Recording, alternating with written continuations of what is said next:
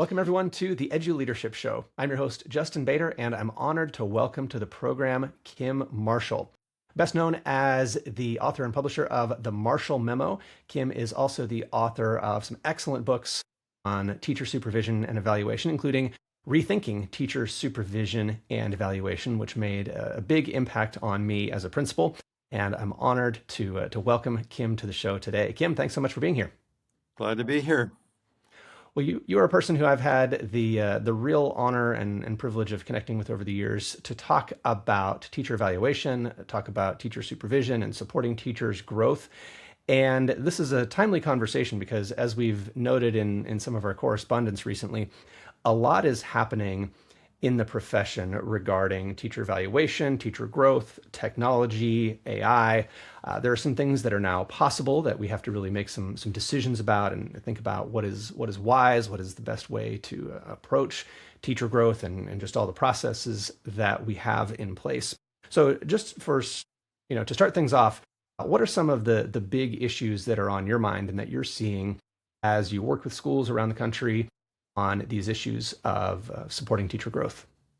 I think the biggest thing is the cynicism about teacher evaluation, the belief that it really doesn't make a difference, that it's just a compliance thing that you have to get out of the way as quickly and efficiently as possible, which then raises the issue of artificial intelligence being one tool to make it quick and efficient, but without any real aspiration that it's going to improve teaching and learning and improve the culture and climate, professional climate in the school.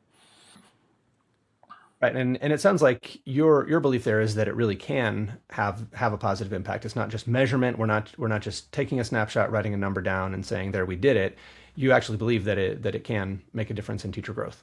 Well, that was my epiphany as a Boston principal years ago, having for 6 years worked with the traditional system of lengthy write-ups and pre and post conference and all that.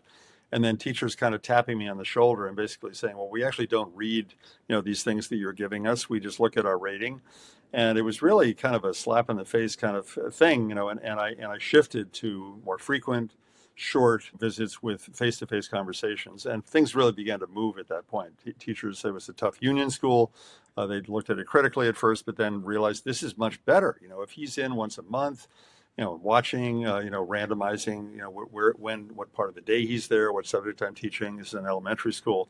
That he can really then have a conversation. And that was the critical part, was the conversation, the face-to-face conversation, ideally in the teacher's classroom when the kids aren't there, just talking about what was going on, letting the teacher give the broader context, what happened after I left, what happened before I came in, what was going on with this girl who was so excited, all those details of it.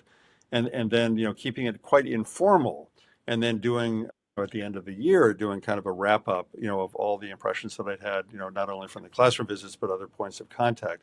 So I do believe that it can make a difference. And in our school, we really made great progress. There were other things going on, of course, but that was one of the main things I thought was authentic, frequent, real time, and real what was really happening in classrooms, and having those conversations. I've since done some elaboration on that, in the 3 editions of the book that I've written and all the coaching that I'm doing at principals now go around the country. But that is the sort of the core idea that it can make a positive difference to teaching and learning. Absolutely, and I think that word "can" there is critical because it does require that we attend to that and not treat it as a compliance process. And if I compare your process that you talk about in Rethinking Teacher Supervision and Evaluation to the traditional process, one of the big things that you mentioned that I want to make sure our listeners realize is that these are unannounced visits. They're not planned. They're not coordinated in advance with the teacher. You're not saying, okay, on Thursday at 10 a.m., I'm going to be there. You're showing up sort of randomly and definitely unannounced. Is that right? That's correct. That used to be the first thing on my list as I went through the different parts of the system, but now I've made it the 4th thing. So you start with the idea they've got to be frequent, okay? Because just once a year is obviously ridiculous, especially if it's a dog and pony show. And then they have to be, if they're going to be frequent, they need to be short. So now we're talking 10, 15 minutes. And if they're going to be frequent and short, they need to be systematic to make sure that you're not always coming at 10 a.m. The kids are always on the rug, or you're always in the do now or whatever part of the lesson. And then the 4th thing is, of course, given those 3 things, frequent, short, systematic, and of course it has to be unannounced. I mean, you can't. And if you start with the unannounced, people get a little freaked out. And I always, in workshops with teachers and principals, I always walk through. So what would be you would be nervous about? And people talk about there are like 11 things, like you don't know my subject area, it's a gotcha, all those other things. So you kind of get past that with the logic of the system. But the frequency is the critical thing, more than the unannounced. People get used to the unannounced. In fact, they actually prefer that. I'm teaching, come in as long as you have the conversation. Like the worst thing would be you come in unannounced, you catch a bad moment, and then that's a gotcha rather than tell me more about that. What was going on? Why were you so testy with that child? Why did you not call on that girl whose hand was raised the whole period? And there's a story behind that. She's been dominating the conversation for the last 2 weeks, and want other kids to have a chance to talk. Context and respecting teachers, the world that they live in, I think is so critical to this process. Yeah. And yet that the conversation afterward seems to be something that people are eager to avoid if they can. And I see that most clearly in the desire for a form to fill out. Like people, and I did this personally. I'll be the first to admit, when I was a principal trying to get into classrooms, I made myself various forms. And I thought, if I can just fill out this form, then I don't really have to talk with the person. They don't have to talk to me. They don't have to defend themselves. I'll just write something and hopefully it won't be too controversial and I'll have done it and I can move on. Right. Why do you think we tend in that direction toward a form and toward avoiding the conversation? Well, I think one is time. The conversation, both from the principal's point of view, the supervisor's point of view, and the teachers. The teachers are very, very busy. I mean, both my children are teachers. I know perfectly well how very busy they are.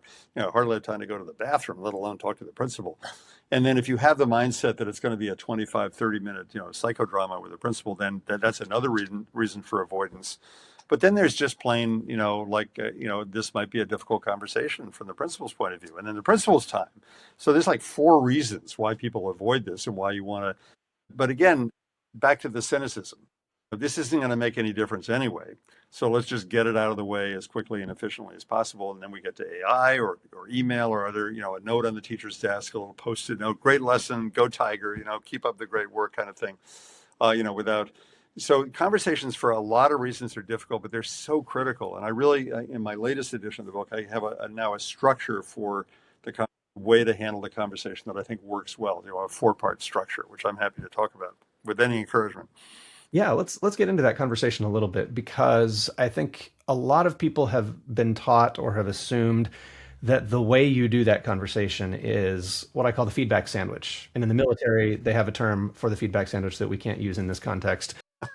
But, compliment the meat of the sandwich, which is the kind of suggestion for improvement, and then another compliment, butter people up, give them the straight talk, and then butter them up a little more so they don't cry as you leave. What's your take on structure for that conversation? Well, it just doesn't work. And people see it coming a mile away. Oh boy, here we go.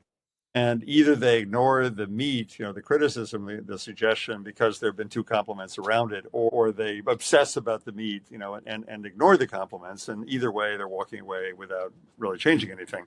So my 4-part, my quadrants thing, short circuits that process. I was just in a middle school culinary arts class yesterday in a school in southern New Hampshire. So then the teacher had a planning period right after we were able to bring her in and have that feedback conversation. So the 4 parts are, number 1, the appreciation.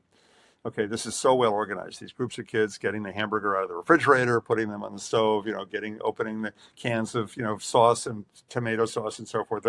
And the way you used your microphone, she had a microphone so the kids could really hear her over the blowers and the thing, just specific compliments. But the second quadrant, which is away from the feedback sandwich, is get the teacher talking. So tell me more about the context of this lesson, is what I said to this teacher. How does this fit into the curriculum? Tell me what happened after we left, because we were only there for 10 minutes, our group of observers. And the teacher then talks. And she told a lot of things that we hadn't seen.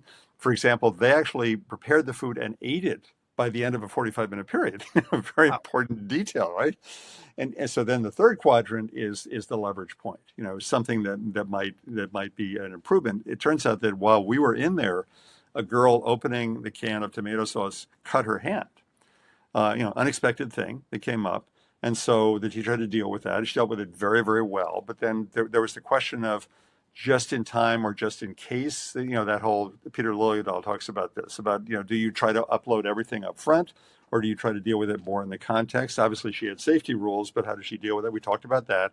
And then there was this sort of the takeaway at the end. What's the actionable next step? So those are the 4 quadrants. The genuine compliments, get the teacher talking and really listen, then the possible leverage point, and then the wrapping it up in the actionable next step. And that sort of four-part thing then gets away from the most critical point, of course, is the second thing, is allow the teacher to talk. And I have a series of suggested questions. The most sophisticated one is, tell me something you hoped I would notice. So, but a series of open-ended things. Let the teacher talk and really listen, then land the plane. But there doesn't have to be a criticism. It can be 100% compliments. So anyway, that's the structure, and I think that's working really well. Yeah.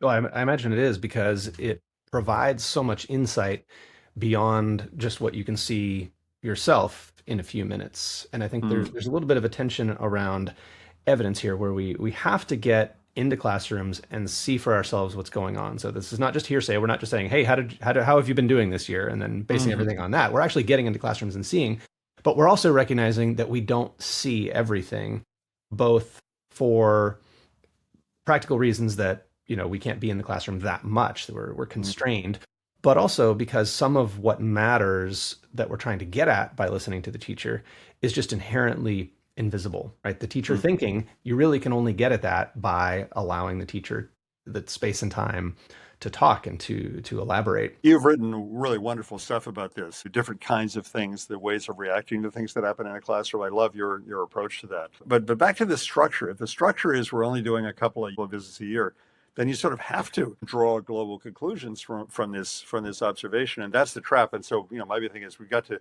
change the system. We got to have more frequent visits, so then you can take one thing at a time, rather than trying to do this comprehensive analysis of a teacher, bringing in a rubric or whatever, based on only one or two observations. Yeah, and I think the stakes really go down, and people really relax when they know, okay, it's not this is it. This is my one shot. Everything has to be perfect. People are just a lot more comfortable when they realize, after the fact, I can say, you know what, something didn't go right today. Come Mhm. back another time.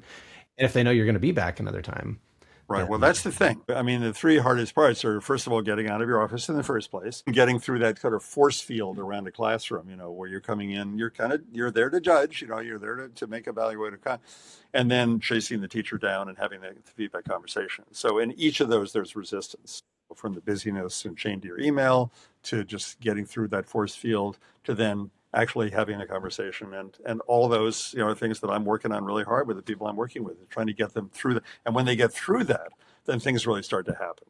Then you have an ongoing dialogue about teaching and learning, which is what you want to have.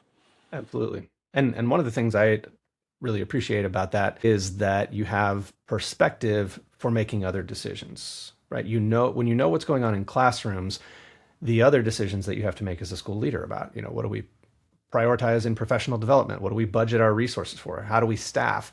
All of those decisions can be informed by those classroom conversations. And otherwise, we have to make those decisions based Right. on other information or a lack of information. But the other thing is what the principal knows or the supervisor knows going in, broadens their vision. For example, if you've been in a PLC meeting and you've seen this, fourth grade team struggling with the issue of comprehension or phonics or whatever it is that they're struggling with, then as Paul Bambrick Santoyo says, when you go into a classroom, it's like you have 3D glasses on, because you know what the issues are that the teachers have been working with. And of course, knowing the teacher's goals for the year, knowing the context of the teacher's personal life, all these things make you a better observer when you go in. And I think sometimes we forget that because of some of the more system level practices, like, certainly as a principal, I visited other schools with my supervisor and other principals. We'd go do this big tour, everybody in a suit walking around, with their heels clomping on the floor. And it feels like we're doing something important. But when you're in another school where you don't know the teachers, you don't know the curriculum, you don't know the students, it is very different. That a lot of that context is missing that informs you about just kind of what you're seeing. So yeah, I feel I like think those learning walks can be informative. I mean, you can learn a lot about a school and the culture and so forth, and see kind of cool things going on. Like, here's building thinking classrooms, or here's a new approach to phonics or whatever it is. So those are useful. I think they're not completely useless. But in terms of, of course, the thing that bothers teachers is, here are all these dudes, in my classroom, these suits. What did they think? And of course, you couldn't possibly give any meaningful feedback to the teacher. So it's just kind of. But I think it's useful for principals to get into other schools. Yeah. yeah, I think it's good to see. It's just not enough information to really judge. And I think that gets at an issue that I'm a little bit obsessed with and kind of concerned about, and that is what I call observability bias. The idea that if I see something, then that's enough and it matters, and I should focus on what I can see because it's visible to me, not necessarily because it's all that important. So, if I can't see what happened yesterday because I wasn't here yesterday and I've never been in your school before, then as long as I just go really hard on the parts that I can see, then I'm going to have good feedback for you. And, it doesn't matter that I don't really know that much about your classroom. So I think that that problem drives a lot of what we see and a lot of the teacher anxiety about this when we don't know much and they know we don't know much. And yet we have this kind of high stakes process. And the big thing there is if you shoot from the hip, if based upon this very fragmentary thing, it could be a full lesson, but if it's a short thing and you draw conclusions, that really annoys teachers, and it gets their back up. Even if they're not, they have a union maybe and they don't have a strong ability to push back, still it leads to cynicism and discouragement and maybe even leaving the profession. Yeah, yeah, absolutely. And one thing I've always appreciated about your work is the respect for teachers and the respect for the work of teaching that you show through this process of actually talking with someone, not just filling out a form and filling out a rating and saying, here you go, have a nice day, but actually caring what the teacher says, what the teacher's thinking and their perspective. Which doesn't mean that sometimes you don't say, I never want to see that in this school ever again. I mean, you can be very, very clear and firm, based on stuff you see that is just not good for kids and mean or whatever. Absolutely. Yeah, I'm a big fan of the Bob Newhart School of Instructional Leadership. That sometimes you just have to say stop it and move on from there. Right. You know the Bob Newhart sketch, the stop I it had sketch? not associated that with him. Please send me a YouTube clip if you have one. I'll put it in the show notes. I love it. It's where he plays a therapist, and his whole gimmick as a therapist is somebody will tell him their problems, they'll tell him, their behavior patterns that they're falling into that are, ruining their life, and he'll just say, "Stop it." And I think sometimes it's not any more complicated than that. Usually it is, but sometimes it's not. Well, let's talk a little bit, if we could, about AI, because certainly a lot more is becoming possible now. And similar to the observability bias problem, where when we see something, we tend to fixate on things that are available to us. There's kind of an availability heuristic that can send us in the wrong direction. We face a similar temptation with tools that, like, now we have all these very powerful tools for writing, for analysis. We can do all of these things that before we had to do manually, that were slow, that were time consuming, that were mentally taxing, and often we just didn't get to or didn't feel like we always did a very good job of. What's your take on the current landscape with AI tools? Well, you're right about the power and a lot of principals, kind of sub rosa, sometimes at home, using ChatGPT or something. They're using AI to take their notes and to write up teacher evaluations. And I ran into some people just a couple of weeks ago in a graduate course here in Boston, teachers who were just upset that they were getting this clearly canned, AI generated pablum, on their lessons. So that's a really bad use, I think. But I think there are three use cases that are very promising and very interesting. One is preparing a principal for a conversation with a teacher. So here are my notes. Here's some background information about this teacher. Here's some notes I had in a classroom and so forth. Here's what my general sense of this, what's going on here. Give me a script, give me some talking points, give me a way of approaching this. That can be very helpful. I've talked to teachers, especially with difficult conversations. AI can do a brilliant job of sort of walking you through it. Put your feet on the floor, take a deep breath. The second use case is there's a guy in Switzerland, an American in Switzerland, Tommy Malvoy, who's developed on his own nickel a thing called Inform Ed. ED is capitalized. And what it does is listen to a whole lesson, transcribe a whole lesson. The computer does this. And then based upon some very sophisticated stuff that he's put into it, it creates an analysis of the lesson. Like, who talked more? What was the level of questioning? How much teacher talk, student talk, girl talk, boy talk, and level of questioning from very simple to more sophisticated discourse. And for a teacher to be able to look at an analysis like that, I mean, an algebra teacher between periods could say, oh my gosh, I'm talking too much or whatever. That, I think, and this product, and there may be others, is very sophisticated and very helpful. It could also be, as a supervisor, I would be very curious to see that too, but not to fall into the trap of using that to evaluate, having that as the basis for analysis and conversation about teaching and learning. The third use case, which I just used yesterday and also last week, is something that when you have the conversation with a teacher, or a 10-minute conversation going over, as I did with this culinary arts teacher, then immediately right on the spot summarizing it. And we did this yesterday, after a 10, 12-minute conversation, quite substantive as we talked through this, this taco preparing lesson. I then stopped the transcription. I'd gotten the teacher's permission, of course. And by the way, this has to be private. It has to be within the system, so it's not going up, into the internet with private information. So we pushed a button, and there was a 150-word summary of our conversation. I had the teacher read it out loud, and there were several other people in the room who had been watching this thing, and it did a brilliant summary. That is useful. That is really useful, because what's the alternative? The principal goes back to his office or her office and writes it up. The teacher waits for a week for that. The teacher disagrees with part of that. We read it together, and we could make edits. So then we literally sign off on it. Okay, this is an accurate summary of the conversation we just had. So that just, I think, is a terrific use of AI, and I'm quite excited about this particular product because I think it's just a boon to the principal, a boon to the teacher, and it respects the teacher, because right then and there, immediately after we had the conversation, here's this summary. Now, of course, the AI had to be trained to do this properly, to constrain it to 150 words, to use a certain structure to the feedback. And these guys have done a good job with that. But that I think is a brilliant use of AI. And it sounds like the use of AI there was transparent to the teacher, right? The teacher is fully aware that the summary. And there would be teachers who would say, nope, no, we're not going to do that. We're not going to bring in, we're not going to have, AI listening in on our conversation, and so then the principal has to write it up afterward. But, and I don't have any data on how many teachers would choose, door A or door B. I just don't know. We'll find out. But I think part of the trust there is the transparency that, both of you participated in the conversation. You presumably have the transcript if you need to look at what you actually did talk about. So when you're reading that summary, it's not just a black box that, prints out a slip of paper and, it's an oracle that you just have to kind of take at its word. Right. It's kind of traceable, right? You can see, does this line up with what we talked about?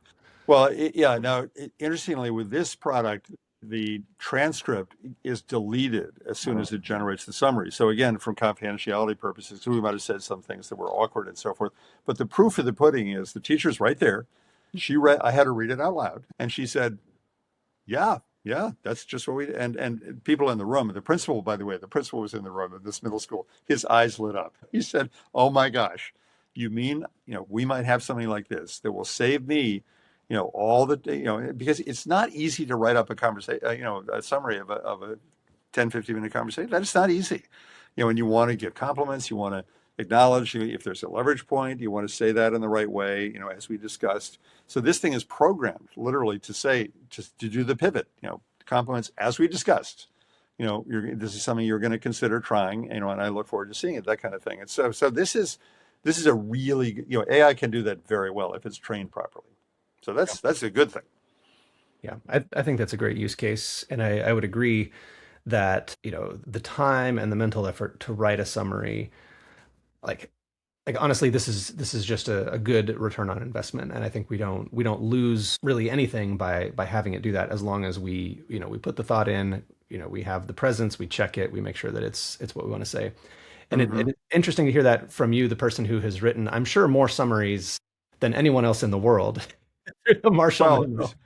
Well, no, okay, that's summarizing a research article or a David Brooks column or something. But this is and I've tried some of these, and by the way, the idea of constraining it to 150 words, about 1,000 characters, is an absolutely brilliant idea, because you can easily write a page and a half about a conversation with a teacher, even if it's a short one. So these guys down in Tennessee, Ray Fugit and some guys down in Chattanooga, Tennessee, came up with this idea years ago of limiting the principal to 1,000 characters. And that is just right there is a time saver. But also, I think it was Blaise Pascal who said, I'm sorry I didn't write you a longer letter, a short letter, I didn't have time. Because constraining it, just forces you to, and it turns out 1,000 characters, 150 words is just right. It's substantive, but it's something it's a package that's more portable, and also for the superintendent's point of view, or head of school's point of view, you can more quickly review. So what are my principals talking to teachers about? So that would be obviously another advantage to this. Yeah. And that brings me to a topic that people may be surprised to hear me bring up here, but it is taste. And I think one of the main reasons that people subscribe to the Marshall Memo is not just the summaries that you write, which are excellent. You've written, probably tens of thousands of individual article summaries at this point, but the fact that you decide what to include, you decide what sources to read, and then you choose from everything that you read in a week what to mention in the Marshall Memo. What are some of your thoughts on that role of kind of deciding what matters when it comes to teacher supervision and working with teachers? Well, maybe in the back of your mind is the question, could AI do that? And I would think at this point, my answer to that is no. AI could conceivably do the summaries. I've tried that, and I'm not going there. I can't trust AI to do a good summary, of a complex 40-page research article. But back to the question of taste. So I spend all day Sunday every week doing the reading. It's about 8 hours. And I read or skim like 150 different articles. So what am I choosing is your question. And there's certain things that I just can't do, like breaking news. Like Ed Wheat does that very well. The online platforms, ASCD, Smart Brief, and so forth. So I'm not doing breaking news. I'm not doing like puff pieces, just a super duper, treacly kind of thing of this wonderful principal in Alabama, who's wonderful, but it's not a critical analysis of what they did and the stumbles and so forth. I'm not doing things that don't go anywhere. There's a lot of the stuff I read, these research articles that come to basically no conclusion. There's a null impact of this program. I'm not doing highly political stuff. There's this magazine, I think you must have known it in Seattle, Rethinking Schools, sort of a lefty magazine, really good. But a lot of their stuff is highly political, Ukraine, Gaza, that kind of stuff. So I'm staying away from that. And so what I'm looking for is stuff that is really about the change process, about, how did this sixth grade teacher deal with this situation? How did this school reschedule, to get more teacher meeting time? How did this principal deal with this thorny situation? How did this school get these amazing? I'm a big fan of Karen Chenoweth, the latter day Ron Edmonds, who's written about the beat the odds schools, the schools that are against the odds are getting great results. So what are the key factors? I've been fascinated about that since Ron Evans wrote in the 1970s. So those are the things. And I think behind your question also is the thought, that there's some personal preferences to this. Like a different person doing this would choose different articles.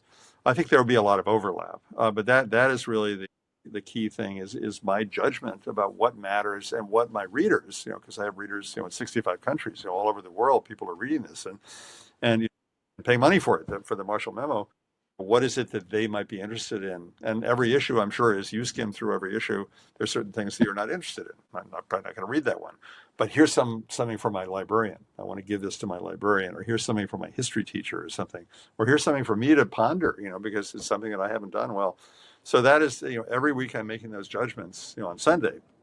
And then on Monday, I do the hard work of writing the summaries, which is just plain hard work. I mean, it's, trying to do a good job of an intellectually responsible job of summarizing this so that the very busy people who are reading it don't have to read the full article.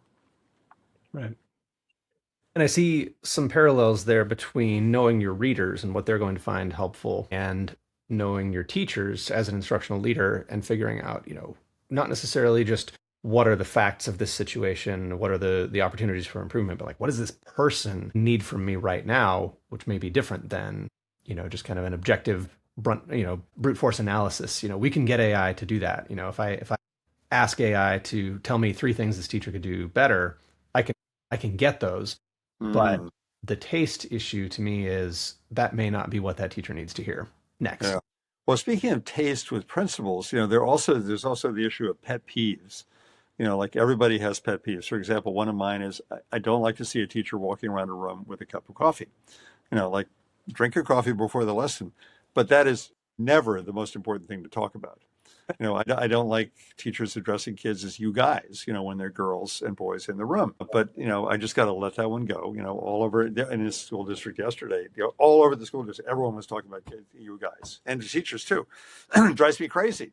But it's part of American kind of culture at this point. So the taste issue, not just with small things like that, but I ask audiences or principals, so what are your red lines? What is the thing that you absolutely will do that Bob Newhart kind of thing? Stop doing that. I don't want to see that anymore. And people need to think through that. What are the things that are just absolutely unacceptable in their school? And what are the things that are a matter of taste? Like I wouldn't have taught it that way. but it seems to be working. And by the way, the issue, and you're probably about to ask about this, is what about student learning? Because some of the teacher evaluation stuff in the Obama era was trying to use test scores, student performance, as a main way of evaluating teachers. So do you want to talk about that? Yeah, I'd love to talk about that because I felt like we put a lot of effort into that over many years, and I just don't have a lot to show for it. Well, more than that, it turns out it was really just. I think you summarized this very quickly the other day. It's simply because of blips in class assignments and other things. It's extremely unstable. So the whole value added movement and school student learning objectives (SLOs) for kindergarten and phys ed and stuff like that. Methodologically, it's extremely problematic. And thank goodness, at the end of his administration, Obama in 2015, the ESSA legislation, they took that away. Nobody needs to use student achievement as a significant part of teacher evaluation anymore. But I think Obama had a point. Whether the kids learn it or not, it's important. You taught it, they didn't learn it. Like, did you really teach it? That was ineffective. And so I've been struggling with how can you really get to the issue because there was a meeting in the Oval Office in January 29th, 2009, right at the beginning of the Obama administration, when a gentleman that I know persuaded Obama to do this. And the persuasion was, we have to hold teachers accountable for student learning. It's not enough to just watch them teach and give them good grades on their lesson. Did the kids learn it? And so I pivoted on that one. I said Obama had that right. It was just the methodology that was wrong. And so my answer to that is let's look at student learning, but let's look at it lesson by lesson. Let's look at it PLC meeting by PLC meeting. You taught that. Let's look at the exit tickets. Let's look at the polling. Let's look at the test that they gave, the quiz. And if they didn't learn it, let's talk about that, not in an accusatory way, but in a way of saying, okay, let's think about a better way to do that. Or if they did learn it really well, let's celebrate that. So all the time talking about student learning, but much more at the granular level, because the other way won't work. Yeah. And that gets to something we've been talking about recently around grain size and rubrics. That often the rubrics that we're using for teacher evaluation are very, very broad. They cover K-12, they cover every subject, they cover every teacher, and are usually somewhat contractual that this is what you're evaluated on. Right. But that may be very far removed from what's actually happening on a Tuesday that we talk about in our PLC on Wednesday. Take us into some of your thoughts on that kind of granularity issue. Well, so I do a lot of work in the New York City public schools. For 21 years, I've been down there a lot, coaching principals, working with groups, and so forth. And under the Joel Klein administration a few years ago, they made the fundamental conceptual error of trying to Danielson score each lesson. And that is just, I mean, these are very smart people who meant well, but they just took this fork in the road. And as soon as you do that, that one teacher said at one point, as soon as it becomes part of my rating, it stops being meaningful. Because now we're arguing, was that developing? Was that proficient? Was that distinguished? And so forth. And so you're taking your term, the wrong grain size. You're taking in a comprehensive description of the teacher's entire work and trying to fit that into one lesson or even one part of one lesson. It's ridiculous. And New York City and a lot of other districts, Chicago and others, have been doing this for a long time contractually. And it seemed to make sense. But again, the structural problem is if you're only doing one or two lessons a year, then you have to rubric score them. So you got to restructure the whole thing. You got to get to short, frequent, unannounced visits, systematic visits. You got to take one thing at a time and then do the rubric at the end of the year. Because I do believe there should be a comprehensive rubric analysis of the teacher at the end of the year. I think that makes sense. It's much better than a narrative. The rubrics are good. Danielson's is good. I think mine is better. Mine is free, by the way. And I've gone through 17 revisions of it. But basically, you need to deconstruct teaching. And then you need to, at the end of the year, with teacher input. I mean, the best format is the teacher fills it out, the principal fills it out, you compare, and you discuss disagreements. And then you talk about evidence. But you don't make the mistake the Chicago Public Schools made, and are still making, which is for everything in the Danielson rubric, we need evidence. So that's like if you're going to the Supreme Court, if you're firing the teacher, yeah, you need evidence. But for 98% of the teachers who are, either solid or need some improvement, you don't need that. You need to have the ongoing conversations and coach and prod and poke and motivate and inspire and PLC and all these other things to help improve the actual teaching on a day-by-day basis. So we got to get away from this rubric scoring. of individual lessons. If there's a new chancellor in New York City, I'm really hoping that I might be able to persuade him to to change the system. I wonder if we could, if we have enough time left for this. I know we've got to wrap up soon, but I wonder if we have time to discuss the idea of instructional purpose and if there is potential for rubrics that are more designed to look at a smaller unit of instruction. Because I'm currently, I think, kind of undecided on this. I think there's possibly potential here, but there's also the issue of, you know, we're always going to be collecting data in specific, we're collecting evidence in specific circumstances, but those specific circumstances don't exist in a vacuum, right? They exist in the context of the whole school year, the relationships, the curriculum, all the things that teachers are doing that big rubric describes shape what's happening in that small slice of time that we're observing. And I've had the idea recently of looking at instructional purpose and saying, okay, rather than take that giant rubric and decide how you did in 22 different criteria based on these 10 minutes I was in your classroom, what if I just look at what you were trying to accomplish during that time and bring a rubric to bear on that? What's your initial reaction to that potential? Because I don't have one. I'm not proposing that everybody should use one, but I'm interested in your thoughts on the idea. So I love the idea of what were you trying to accomplish. And so with the culinary arts lesson yesterday, they're trying to teach kids how to cook safely and produce this taco thing that they were doing. And that comes out either from seeing the lesson plan in advance or from figuring it out in the classroom or from asking the teacher afterward. What was your intended learning outcome? That's a good quadrant 2 question, right? Open-ended question of the teacher to explain. So that is at the core of everything. And of course, it's one thing at a time. It's the Pythagorean theorem. It's a division of decimals. It's, medieval Europe, whatever it is that they're studying. And the purpose should certainly be part of the conversation, whether it's the micro purpose of this particular lesson or the bigger purpose of this unit, or this unit on European history or this unit on South America, whatever it is. And so that's where certainly unit planning, and I'm a big believer in understanding by design, the Wiggins-McTighe backwards design thing of knowing what are the essential questions, what are the big purpose. So purpose is everything. And of course, that goes to results as well. Like, did you get your results according to your purpose?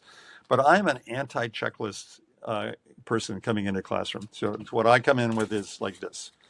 Just a low tech, little pad of paper or even a card. Yesterday, I didn't want to, I just had like a little note card and jot down that wonderful student thing that the kid said that was so wise and clever, or that funny thing the teacher said, or that, or maybe take a picture sometimes of something on the bulletin board. But low tech, and capture a few things for the conversation. But to your bigger point, what's in the back of your head as you do that. So at one point, I developed a 5-letter acronym for what to have in your head. SOTEL. So safety, objectives, teaching, engagement, and learning. Learning being the big one, like, did they learn it?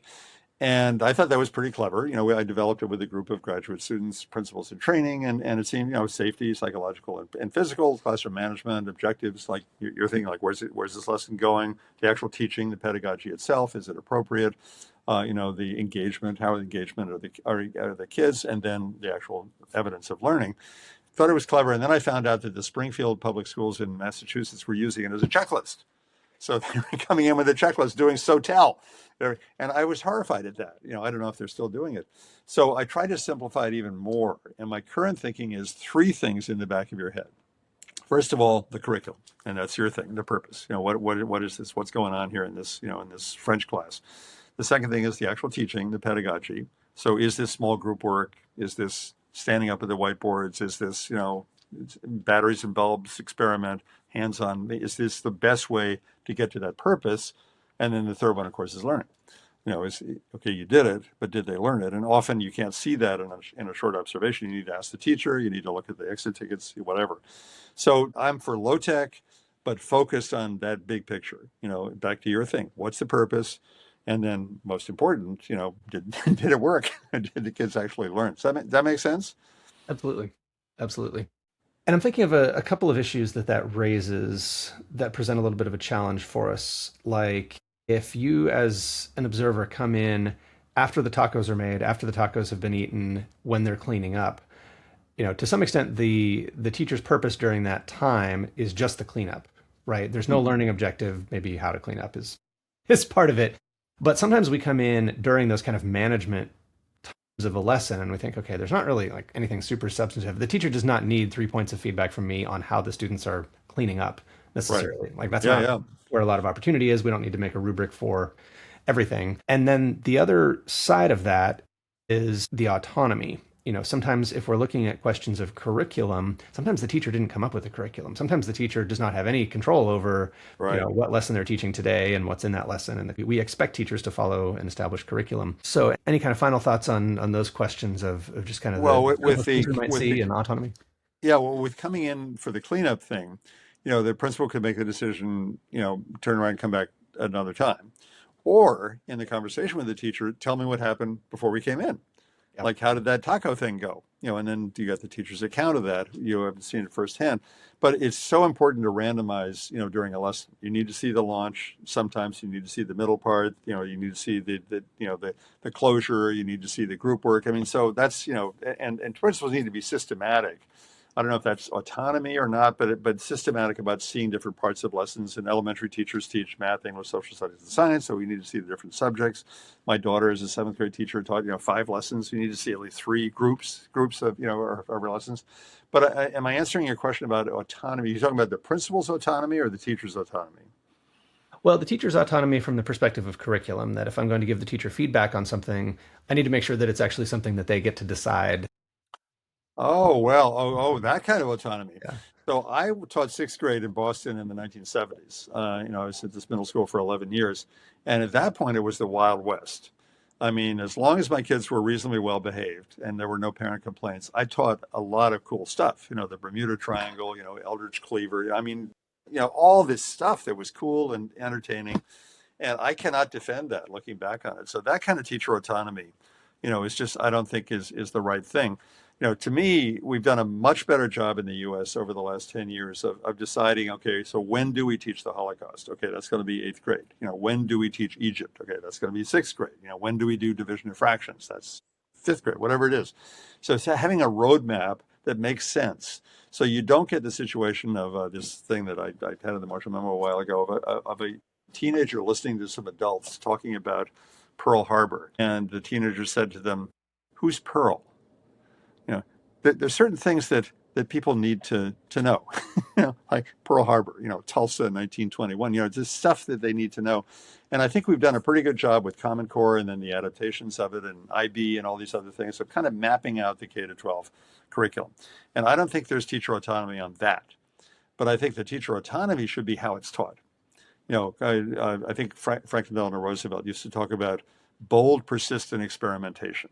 We're constantly trying different ways of doing things. And in our PLC, Justin, you taught it this way, I taught it this way, the common objectives. But we try different things. And then the proof of the pudding is, well, Justin, your kids did better than mine. So what did you do? And we begin to think about, what is the best way to approach this? But so autonomy with the how to, but I'm pretty clear on, for my own grandchildren and for, that like we need to be systematic, and it isn't a question of teacher autonomy, of what gets taught. Does that make sense? Although I will tell one story if we have another minute for it. So one of my favorite all-time articles that I summarized in the Marshall Memo was an article in Rethinking Schools by Alana Goldstein, a woman, third grade teacher up in the northwest of the U.S. She might have been in Seattle, who decided that she was going to teach about wealth distribution in the United States as part of her fractions unit. And she had the kids bring in dried macaroni, a lot of dried macaroni. They put them into baggies with 100 in each baggie. Okay, so then they had 90 baggies with 100 in each. Okay, and on the rug, she displayed she divided the rug into 5 quintiles, how the wealth was distributed in the United States. And you might imagine what it looks like. The poorest quintile is 9 individual pieces of macaroni out of 9,000, proportionally. Wow. Okay, the second one is 18. The third is 150. The next one is 900, so 9 baggies. And the richest quintile in terms of wealth distribution is 79 baggies. So it's like this.